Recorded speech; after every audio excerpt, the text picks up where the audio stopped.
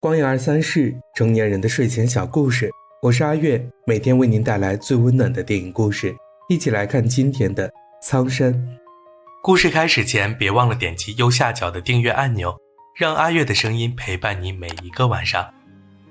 2014年上海，窗外呼呼的风声穿过清晨的弄堂。年过40的张小妹在一阵闹铃声中起床，刷牙洗脸，洗衣晾衣。她需要赶在早班地铁到站前忙完这些琐碎的家务活。张小妹是一名上门保洁，她租住的地方是一个老式单间，10几平方的空间略显局促，但足够日常起居。而在这日复一日的忙碌生活里，张小妹也没有忘记去记录那些触动自己的瞬间。在天台晾晒衣服时，天边泛起的金色光芒是朝阳初升的模样。他情不自禁用手去触碰阳光的形状，随后用镜头定格了这个瞬间。早晨6点的地铁车厢是还没睡醒的打工人专列，而张小妹在上海的这4年里，依旧没能习惯列车运行时的轰鸣。她站在车门边，默默数着自己还有几站下车。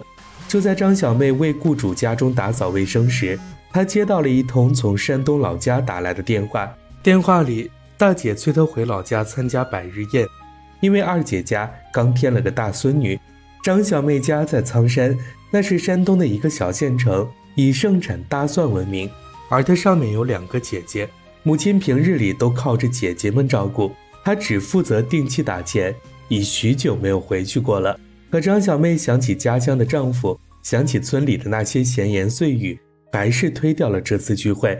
当年丈夫出轨，张小妹顾及儿子的感受，没有撕破脸皮，可她又无法忍受这个事实，不想再面对丈夫，这才带儿子躲来了上海。正好大城市教育资源丰富，热爱音乐的儿子便顺势踏上音乐生的道路。加之临近艺考，张小妹需要处处看顾着儿子，实在分身乏术。但没过2天，大姐又一次打来电话，这一次她挑明了自己的目的。原来母亲年事已高，她与2妹妹也都要带自家的孙子孙女，无暇分身。小妹还是得回来一趟，一起商量该怎么给母亲养老。张小妹这才收拾行李，坐上高铁，穿过一望无际的绿色平原，抵达了苍山。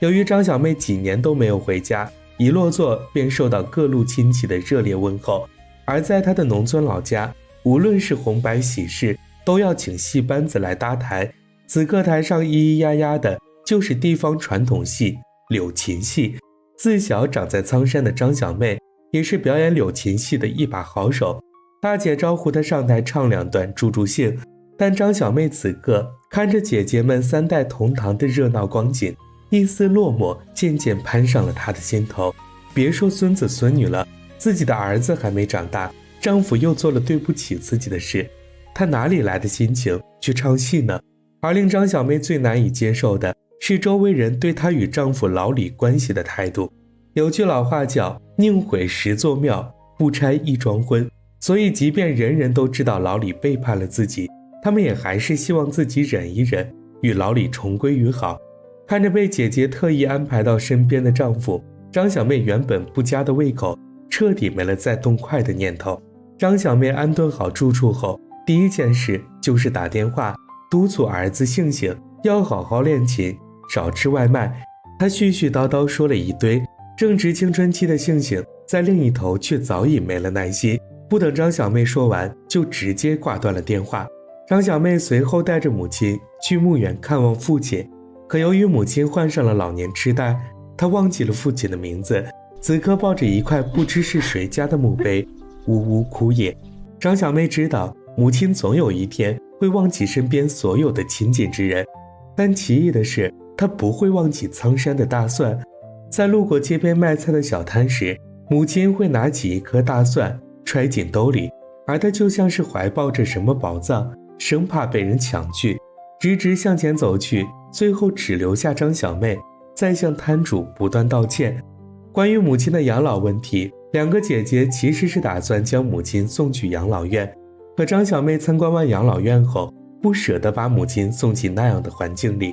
昏暗逼仄，还没有亲人相伴。于是张小妹最终决定将母亲接去上海，由她亲自照顾。回到家包饺子时，大姐用若无其事的态度提起了她最关心的一件事，那就是母亲100年之后，她名下这套房子该如何分配。大姐提议签个继承权的协议，免得以后为了争家产闹得不愉快。二姐默认了大姐的做法，张小妹却放弃了属于自己的这份家产，因为她从未想过回来，与老家有关的一切她都不需要。临走前，丈夫老李与张小妹约在苍山的文化广场见面，两人登上附近的一座塔。张小妹眺望远处县城的风景，心却如脚下这片毫无规划的城镇一样凌乱。原来老李希望她看在孩子的份上，回到苍山与自己重新开始。老李称儿子星星前不久才给自己发过消息，说他不喜欢上海，他想回老家。张小妹却觉得可笑，回来？怎么回来？不离婚已是他最大的让步了，他可跨不去心里的那道坎。张小妹最终带着母亲回到了上海，在走进家门的那一刻，她敏锐注意到家中的垃圾桶里有2个奶茶杯。张小妹顿时起了疑心，怀疑儿子是趁自己不在家的日子里带人回来过，而现在是升学的关键时刻，星星千万别搞出什么早恋的苗头。她在儿子床上不断摸索，直到没有发现证据，这才作罢。张小妹为独自在家的母亲做好饭后，才背上清洁包出门上班。但在工作前，她又特意找到儿子，询问他这几天是否老实住校，有没有带别人来家里过。可回答张小妹的是儿子不耐离去的背影。与此同时，母亲正为手里的一颗蒜剥皮。原来她将那天揣走的大蒜从苍山带来了上海。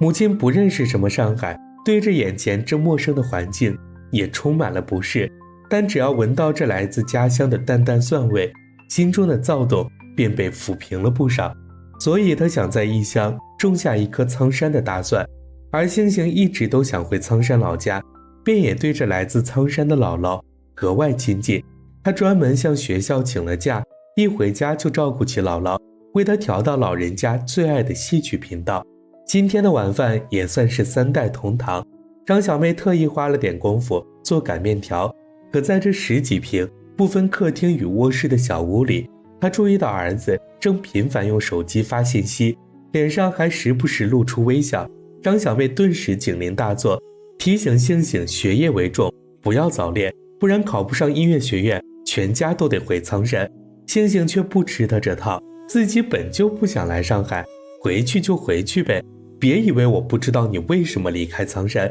说是为了我陪读，实际就是为了躲父亲吧。张小妹被儿子怼到哑口无言，而她手里擀面条的动作却越发用力。难道离开家乡真的是个错误的决定吗？次日上午，接到单的张小妹再次出发了。她这次的工作地点是一间艺术工作室，打扫空间不大，报酬却不低，而雇主宋先生也好相处。他在画画的中途还会送来专门的颜料清洗剂，方便张小妹清理手上颜料的污渍。而张小妹惦记着家中的老母亲，一打扫完就朝家里赶。母亲嫌总是待在屋子太闷，她便也顾不上劳累，带着母亲就出门逛公园。而张小妹拉开门的瞬间，屋外的阳光照在了大蒜上。这颗家乡带来的大蒜如今已生出淡绿的芽，在阳光下散发着莹润的微光。张小妹又一次来工作室打扫卫生，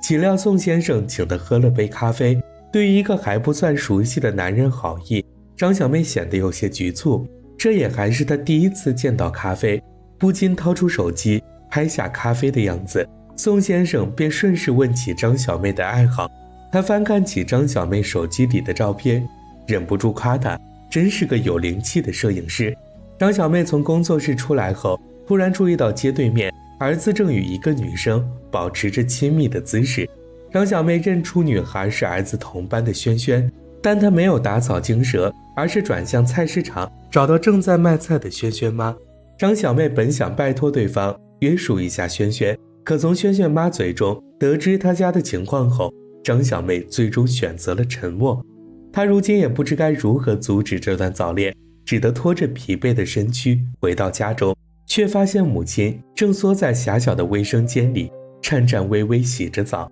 张小妹见状，几乎是在瞬间红了眼眶，她转而接过帕子，为母亲认认真真洗起澡来。张小妹还记得母亲教自己走路的场景，如今母亲却害怕成为她路上的石头，便只敢趁她不在家，勉强做一些力所能及的事。母亲是如此的小心翼翼，害怕成为她的负担，而在自己看不见的地方，母亲究竟藏着多少小心翼翼呢？这时同事陈姐上门搭了把手，帮张小妹收拾家务，同时还不忘嘱咐她别留失智的老人独自在家，这样很容易出事。因此在又一次为宋先生打扫工作室时，张小妹硬着头皮带上了母亲。她本以为自己要花费一番口舌去和宋先生解释这件事，岂料宋先生极其善解人意，在看见母亲后，不仅将她热情迎进来，还倒了杯热水，方便母亲暖暖身子。张小妹顿时舒了口气，但她同时又感到了一丝怪异，这个宋先生是否对自己太好了些呢？张小妹做完工后，又带着母亲去公园散步。她的母亲行动不便，步履孱弱，连喝水都要她喂到嘴里，与身后打太极的老大爷形成鲜明对比。张小妹却不嫌麻烦，因为只要母亲还在身边，她就还是有妈妈的孩子，就还有可以依偎的肩膀。张小妹随后去了艺考机构给儿子星星送饭，岂料没找到星星，发的消息也没回，她的心顿时咯噔一声，来不及多想，立即赶去菜市场质问萱萱是否得知儿子下落。萱萱妈赶紧站出来打圆场，陪张小妹一起给星星打电话。电话接通后，传来星星的声音，原来他今天外出参加演出了。可让张小妹心寒的是，星星不仅压根没跟他提过这事儿，还在电话里斥责他没事别乱打电话，随即粗暴挂了电话。张小妹脸上的焦急瞬间被失落替代，但她很快又调理好了心情，只要孩子没出事就好，没出事就好。而宋老师为庆祝画展成功，专门邀请许多业内朋友来工作室聚会。他拜托张小妹烧了一桌子菜后，又执意将张小妹与她的母亲拉过来一起吃饭。可张小妹坐在席间，只觉嘴里的饭菜越来越没滋味，因为她只是个保洁，而桌上的大家又都是艺术家，聊的都是她完全无法融入的话题。宋老师为什么非要把自己介绍给他们呢？就在这时，张小妹注意到宋老师将她拍的照片挂在了工作室里，她的心里顿时掀起了惊涛骇浪。她不是傻子，她知道宋老师对自己有好感，但他们之间真的有可能吗？张小妹回到家后，站在天台上盯着落日，久久不能回神。远处一对夫妻沐浴着夕阳，跳着爱的华尔兹，张小妹的一颗心却渐渐沉入谷底。大城市的爱情对于她这样的底层人士来说并不现实，她有孩子要养，有母亲要照顾，更何况从严格意义上来讲，她还没有离婚，又怎么配去接受宋老师的好意呢？心中的自卑使得张小妹夜不能寐，她最终选择将工作室的活转给了同事陈姐，避免再与宋老师见面。在上海这样的大城市中，异乡人的来来去去似乎成了常态，有人是迫于压力混不下去，也有人是为了落叶归根，衣锦还乡。而张小妹另一户常做保洁的人家也要离开上海了。这户雇主是个网红，因为家中父母给他介绍了个还不错的对象，加上他自己年龄也30了，便觉得是时候回老家结婚，陪在爸妈身边，将人安定下来了。母亲剥开的大蒜如今已抽出翠绿的枝芽，在异地他乡，在一时糊涂的情况下，他依然可以静静爱着苍山的大蒜，爱着这份自小都离不开的独特气味。而母亲忘不掉的还有家乡的地方戏，她为住在1楼的宁波阿姨表演起柳琴戏的唱段，嘶哑拉长的唱腔里满是对故乡的眷恋。由于临近年关，同事陈姐也要回老家过年去了，而为了感谢张小妹介绍的工作，她特意送来老家的腊肠。但在得知张小妹这个年准备留在上海，陈姐不禁露出惊讶的神情，问她难道不会感到孤单吗？张小妹却觉得没什么，妈妈儿子都在身边，他们在哪里，家就在哪里，又怎么会孤单呢？可张小妹的母亲时至今日也没适应上海的一切。不同于北方的干燥，南方的冬天又湿又冷，寒意直往人骨头里钻。她不喜欢这里的天气，不喜欢这里的景色，于是一闲下来就喜欢找1楼的宁波阿姨，念叨自己要回苍山。张小妹做完饭后，顺带送了1碗面条给宁波阿姨，感谢她能陪母亲说说话。可就在这时，儿子的一通电话让张小妹顿时变了脸色。她赶去医院，走廊里只有轩轩和杏杏，而轩轩妈则在手术室中抢救。张小妹想起第一次与轩轩妈的对话，轩轩妈当时说他们也是苍山的，过去为了赚钱，她和丈夫来上海打拼，可到最后钱没赚到，丈夫也跟人跑了，她便只剩下一个女儿陪在身边。张小妹不禁联想到了自己，而她深知女人带孩子的不易，便也没再忍心警告轩轩妈管好自己的女儿。谁知轩轩妈没能想开，在今天吞下了大量安眠药。张小妹看着墙上的红灯，一股不安攀上了心头，因为她在轩轩妈身上看见了另一个自己，都是一个女人，孤身带个孩子，没有丈夫，没有家庭，在大城市做着不算体面的工作，而她自己还能撑到什么时候呢？张小妹坚定留在上海的心第一次出现了动摇。她破天荒主动打给丈夫老李，叮嘱他要记得吃早饭，可别的话又不知该说些什么，只好在一阵尴尬中挂断了电话。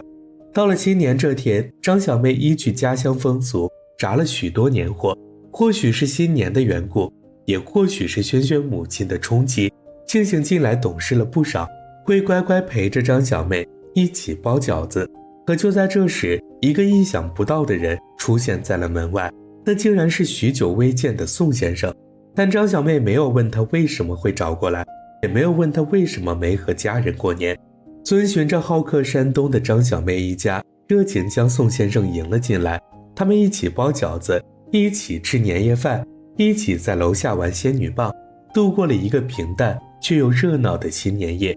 临走前，张小妹提出去送宋先生，两人行走在梧桐大道上，远处传来烟花的噼啪声，但路两边交错的树干遮挡了他们看向烟花的视线，一如他们的感情，看不见摸不着，也不会绽放。张小妹与宋先生依旧什么话也没说，只是简单问了声好，客套了2句，便心照不宣地选择就此别过。他们一个人向前离开，一个人向后回家，路灯将两人的影子越拉越长。张小妹知道自此以后他们不会再见面了，于是她停了下来，回头看了眼宋先生，在心底默默对他说了声再见。过完年后，张小妹便准备带母亲回苍山，不再来上海了，毕竟母亲年事已高，念叨了很多次想回苍山。而轩轩妈的死亡也让张小妹开始思考，要不要和老李重新在一起，儿子也是不是真的需要她这么付出。她没能给杏杏一个完整的家庭，后来又逼着她跟在自己身边，在上海读书，自己已经很久没看见杏杏笑过了。考虑到杏杏已经长大，能自己照顾自己了，张小妹便简要收拾了行李，带着母亲踏上返乡的路途。而这一次，她没再留下喋喋不休的唠叨，只是告诉儿子，对于即将到来的艺考，尽自己所能就好。汽车一到站，母亲就闻见了苍山，没有整洁的街道，没有规整的绿化带，空气里有大巴的尾气，有大蒜的辛辣，这是独属于小县城的气息，而只有这里才是她要回的家乡。母亲脸上是遮不住的高兴与喜悦，她迈着小碎步向家的方向走去，以至于3个女儿都几乎没能拉住她。张小妹这次回来，2个姐姐自然是高兴的，但想起以后的养老问题，她们又不免露出些许难色。看来以后是要3家人轮流伺候母亲了，可自家的孙子都忙得顾不过来，如今又多了一个患有老年痴呆的母亲，真是令人发愁啊。2个姐姐开玩笑似的提起小时候母亲最偏心小妹的往事，而张小妹怎么能看不出姐姐们的小心思呢？但她没有多言，只是笑了笑，告诉姐姐们自己一个人照顾母亲就好。北方冬季的清晨总有着薄薄的一层雾，而空气里漂浮的尘埃也使得太阳远不如南方那么透亮，可这却是令归家人最能安心的模样。母亲如今上了年纪，总是醒得很早，张小妹便搀着她从河边一直走到文化广场，从清晨薄雾的朦胧走到朝阳初升。可令张小妹想不到的是，她叫了几十年的苍山，如今竟要改名为兰陵。看着那2块大红色字样的招牌被摘下，恍惚间，张小妹觉得自己不再与脚下的这片土地相识了。而有东西发生改变，就有旧的东西要离去。苍山牌子被摘下的那天，母亲也走了，还是那个曾为孩子举办百日宴的地方。张小妹记得回家的第一天，这里是如此热闹，地上铺的是红毯，竹竿上挂的是红鞭炮，姐姐穿的是红裙子。如今的这里却被大片的白色所覆盖，白色的大棚，白色的银帘，白色的校服。张小妹望着台上那还在咿咿呀呀的戏班子，第一次主动走了上去。她唱起柳琴戏的经典剧目，可破碎的腔调，泛红的眼眶遮盖不住她心中的悲伤。而张小妹唱的不仅是失去至亲的遗憾，也是送给自己的一首挽歌。当年丈夫背叛，她离开了苍山，后来孩子长大，她又回到了苍山。她想要孝顺母亲，想再好好做一个女儿，但时间从不等人，一来一回之间，母亲竟离自己远去了。而记忆里那叫做苍山的故乡，似乎也永不再回来。张小妹学着母亲剥开了一粒大蒜的外衣，因为她想在如今的兰陵种下一颗属于过去的苍山大蒜。母亲下葬那天，星星打来电话，称自己没通过目标院校的考核，而张小妹听完也只是简要安慰了几句。毕竟孩子已经长大了，她有自己的路要走，自己这个做母亲的也干预不了太多。这之后考大学是留在上海还是回苍山，张小妹都随儿子去了。而今母亲走了，孩子也大了，身边人一个接一个的远去。好在丈夫老李还能陪在身边，好在自己还能做一个妻子。张小妹选择原谅老李曾经的错误，与老李相约在文化广场的塔楼，想要商量以后的日子。可等了他数年的老李，如今却不等了。原来他找朋友借钱买了辆大车跑运输，勤奋一点的话3年就能回本。毕竟信想要上大学，以后还要结婚，用钱的地方还多着呢，所以老李也要离开苍山了。张小妹的话就这样堵在了嗓子里，她说不出挽留，也说不出祝福，最后只是将家里的一把钥匙交到了老李手中。不管如何，这个家总会有他的位置。远处太阳正在缓缓西沉，在这座古名兰陵，今称苍山，后又改回兰陵的小县城中，墙砖屋瓦是灰蒙蒙的，树枝是干枯零星的，夕阳的余晖似乎成了这里唯一的暖色。张小妹再一次用镜头定格了这个瞬间，而明天又会是新的一天。全篇完。哦，对了，如果喜欢阿月讲的这个故事的话，别忘了点击右下角的订阅按钮哦，让我们每晚在光影23室相互陪伴，勇敢向前，重拾希望。苍山是2023年的大陆剧情片，我看完后就一直在想一个问题，一个人在一生中该如何看待失去？在这个世上，无论男女，基本都要经历3种角色。为人子女时是女儿，是儿子；结婚成家时是妻子，是丈夫；孩子出生后是母亲，是父亲。这3个阶段可以同时存在，也会因为时间，因为意外而不断失去这样的身份。影片中的张小妹就经历了这3个阶段，丈夫出轨，加上身处小县城的背景，为了躲避那些背后的闲言碎语，为了给儿子一个完整的家庭，张小妹没有选择离婚，却也与离婚无异。她离开苍山，来到上海，而当张小妹选择分居的那一刻起，她就被迫失去了妻子的身份。张小妹来上海，一是为了躲避家乡的窃窃私语，二是为了给儿子一个良好的教育环境。然而当儿子女友的母亲死亡时，当这个无论是从家庭组成还是背景情况都与自己家极其相似的家庭破碎时，儿子突然惊觉自己此前对母亲的态度有多么苛刻。他不想再辜负母亲的期望，也不想再捆绑着母亲，看着他眼中满是对故乡的眷恋。于是儿子主动表明了态度，自己一个人在上海也能好好生活。于是这一次，张小妹被迫失去了母亲的身份。张小妹带着母亲回到苍山，在这两重身份失去后，她想紧紧抓住这最后一个女儿的身份。谁知母亲在某一天睡了一觉，就没能再醒来。于是张小妹将目光转向身边仅剩的丈夫，想重新拾起妻子的身份。岂料丈夫说他要开始新的生活，借钱买了辆大车跑运输，此后就不常在苍山生活了。自此，张小妹儿子远在上海求学，母亲天人永隔，丈夫也离开了家乡。张小妹在被动中不断失去属于自己的身份。影片没有交代张小妹后来的故事，可在我看来，对于张小妹来说，最好的办法就是再出发，继续寻找她的身份。由于自小受到教育与社会期望的缘故，像张小妹这样的女性普遍处于较为弱势的一方，习惯将感情寄托在他人身上。所以当姐妹们商量如何分配家产的时候，张小妹却在想自己该怎么做才能让母亲的晚年能过得更舒适一些。在张小妹那里，情这个字胜过了所有。面对生活里的诸多难题，她总是习惯从感性视角出发，去考量，去抉择。然而生活教会我们，用情固然珍贵，但对待万事万物还需留存一丝理智。那份理智也许就叫做勇敢。毕竟我都已经失去了故乡的名字，那还有什么是不敢再失去的呢？所以勇敢一回，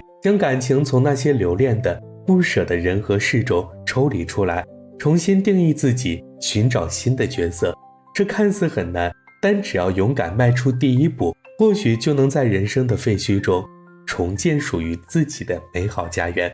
如今光影23室已经启用了热推功能，通过台湾朋友们的点击支持，可以帮阿月实现影片的更广泛曝光。具体操作步骤在说明栏中有详细说明，这将有助于我结识更多的观众朋友。阿月在此先行谢过，真诚希望在台湾的您能帮我尝试一下。再一次感谢大家的支持。如果你喜欢我讲述的故事，可以点击观看光影23室的播客列表，这里面分类整理了阿月讲述的近500部电影故事，总有一款适合陪伴您进入甜蜜的梦乡。当然也不要忘了订阅光影23室，这样就能第一时间查看我的最新视频。